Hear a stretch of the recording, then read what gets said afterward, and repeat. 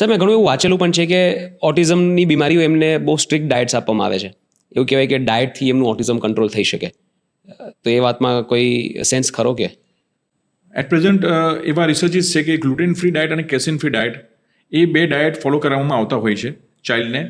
અને એના રિસર્ચિસ પાછળ જે જાણવા મળ્યું છે કે ગ્લુટેન જે પ્રોટીન છે એ ગટ બ્રેઇન એક્સિસ પર ઇફેક્ટ કરે છે. અને ગટ બ્રેઇન એક્સિસ પર ઇફેક્ટ કરીને બ્રેઇનને ઇન્ફ્લામેટરી સિગ્નલ્સ આપે છે, જેના કારણે બાળકના બિહેવિયરમાં સિવિયર અગ્રેશન, મેલડાઉન્સ જેવા બિહેવિયર્સ જોવા મળે છે.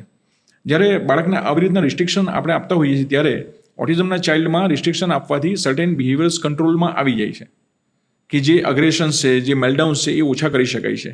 પણ વેન વી ટોક અબાઉટ કે ભાઈ બાળકને ફર્ધર ડેવલપ કરવાનું છે, કે એને વધારે સમજણું કરવાનું છે, એને કનેક્શન્સમાં લાવવાનું છે, તો ખાલી બિહેવિયરલ ડિઝોર્ડર્સ ઓછા કરીને આપણે ન કરી શકીએ.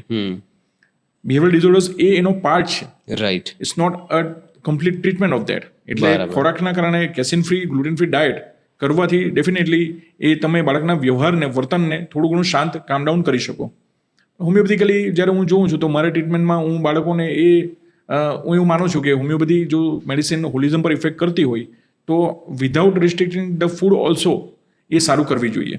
બરાબર. તો મારે ત્યાંના હું ચાઇલ્ડને એ રિસ્ટ્રિક્શન નથી ફોલો કરાવતો, તેમ છતાં પણ બાળકોમાં ઘણા સારા રિઝલ્ટ જોવા મળે છે.